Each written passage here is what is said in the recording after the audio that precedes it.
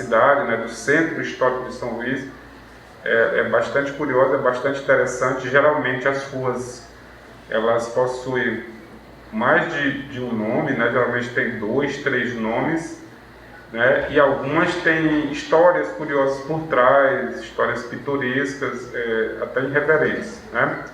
A própria Rua do Norte, né, a gente está na Rua de Santa Rita, e também tem pelo menos 2 nomes, né? Rua de Santa Rita é o nome mais antigo, e o nome mais recente, mais oficial, né, é Rua Almir Nina, né?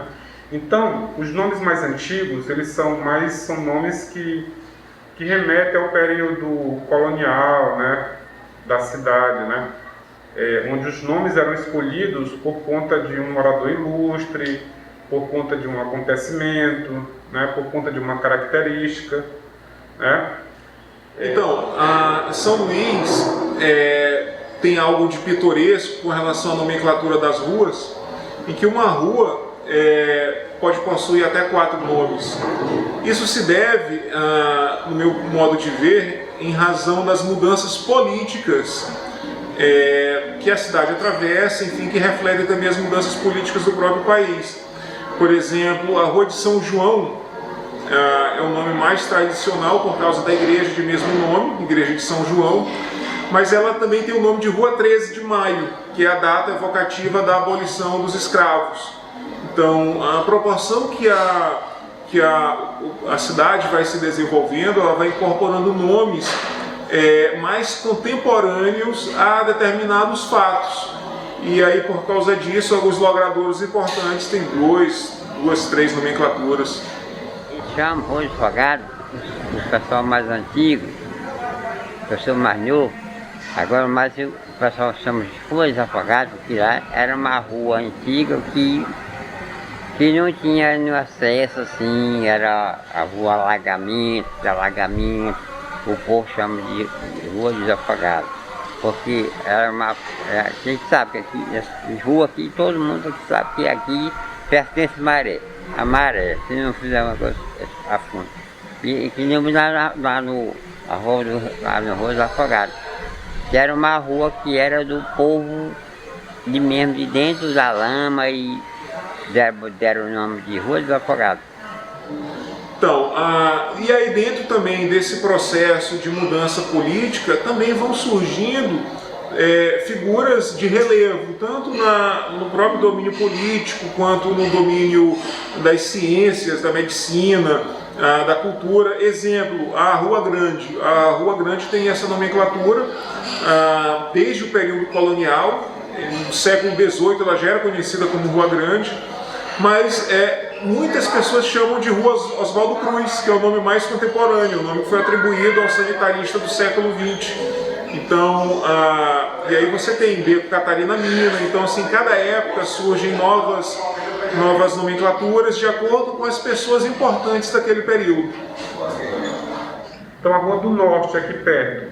Rua do Norte é uma rua que fica nessas proximidades aqui da Praça da Alegria.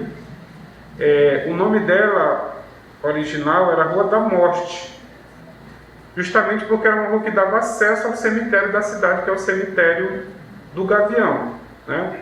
E aí depois, como esse nome era muito forte, eles mudaram para a Rua do Norte, para tirar essa pencha de Rua da Morte. Rua do Passeio, é conhecido como Rua do Passeio, porque era o último passeio que a pessoa dava, porque é por lá que os cortejos, né, fúnebres passavam, né? Porque é a rua também que dá acesso direto ao cemitério, né? Tem a Rua da Paz, né?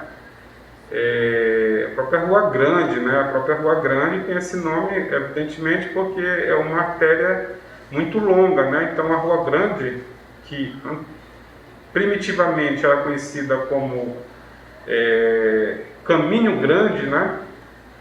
Então um dos primeiros arruamentos da cidade de São Luís era o Caminho Grande, né? Então era conhecido como Caminho Grande e depois passou a ser conhecido como Rua Grande, uma das primeiras artérias da cidade.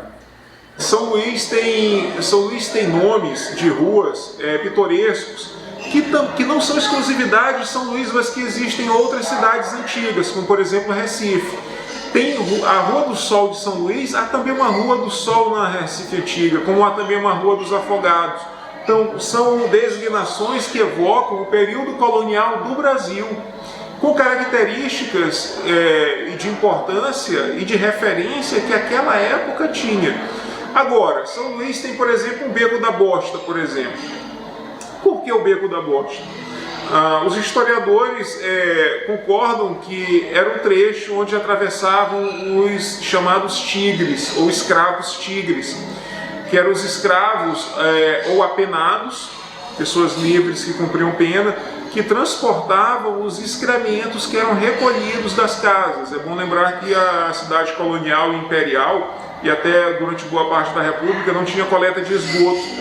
Então as casas acondicionavam os dejetos em pipas ou barris nos quintais, e à noite essas pipas ou barris eram descartados e levados por esses escravos tigres até o rio Anil, e ali a confluência daquele beco ficou conhecido como Beco da Bosta, porque era o trajeto mais comum, era uma área da cidade pouco movimentada, muito menos ainda durante a noite, e ali os escravos tigres iam descartar esses dejetos no rio Anil. E por que o nome tigres?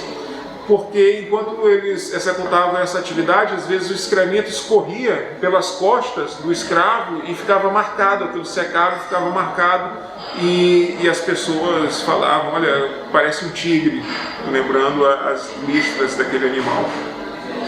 Então a Rua dos Afogados também é uma rua, tem um nome curioso, né? Rua dos Afogados. Ela também já foi conhecida por outras denominações, né? Foi conhecida por Rua das Violas no século XIX. Boa parte do século XIX, ela era conhecida como Rua das Violas. Também já foi conhecida como Rua José Bonifácio de Andrada e Silva, José Bonifácio, em homenagem aí ao patriarca da Independência. Rua dos Afogados, Rua das Violas, né? Rua Afogabujos, né? Então, vários nomes. E também tem os becos, né? Os becos também da cidade. São Luís é uma cidade com uma topografia muito acidentada, né? Por isso tem muitas ladeiras, o centro de São Luís, né? A cidade ela foi construída em cima de colinas, né? De morros.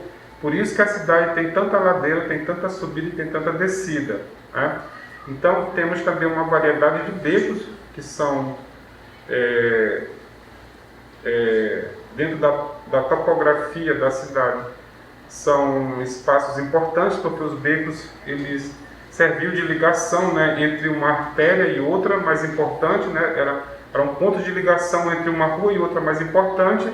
E no século XIX, durante o período da escravidão, geralmente era por onde os escravos eles transitavam, né? Então os escravizados, eles transitavam principalmente pelos becos, evitando as ruas principais. Então, becos que têm nomes pitorescos. O Beco do Quebra-Costa, que é conhecido como Beco do Quebra-Costa, Beco do Quebra-Bunda, Rua João Vital de Matos ou Beco da Pacotilha. Tem 4 nomes. É um beco bem conhecido, bastante íngreme, por isso que essas denominações, porque ele era muito íngreme e geralmente as pessoas escorregavam, tombavam, né? Tem a rua que aí foi escolhida este ano, né, como uma das 6 ruas a 6ª rua mais bonita do Brasil, por uma revista de arquitetura, de decoração, né, que é a Rua do Giz, né? Então essa é uma rua emblemática, né? E tem esse nome, né, bem diferente, Rua do Giz. É um dos nomes mais antigos também. E aí esse nome Rua do Giz, porque essa rua originalmente tinha uma ladeira chamada Ladeira do Giz. E essa ladeira, né, ela tinha uma tabatinga, um barro, né, esbranquecido, e pelo formato da rua, né, se assemelhava a um giz, né, por conta desse barro que era formado essa ladeira, essa rua. Daí veio o nome Rua do Giz. E hoje, hoje essa rua ela se modificou, né, ao longo do tempo. Ela não tem mais essa ladeira, no lugar da ladeira tem uma escadaria. A Catarina Mina é porque ela era uma mulher, né? A Catarina Mina. Então ela tinha um grande comércio lá e ela revitalizou com o beco Catarina Mina. Então já é uma origem muito antiga. Tem um beco Catarina Mina, que também é outro beco importante, né? E aí que tem esse nome por conta dessa moradora ilustre que comercializou nesse beco, né? Que era uma ex-escrava que teve comércio nesse beco, teve barraca e comércio, venda nesse beco, comercializava vários produtos, farinha, e ela prosperou, né? Ela prosperou economicamente com esse comércio, né, que ela tinha nesse beco. Ela foi escrava, mas com o seu trabalho, né, fruto do seu trabalho, do seu esforço, de suas relações,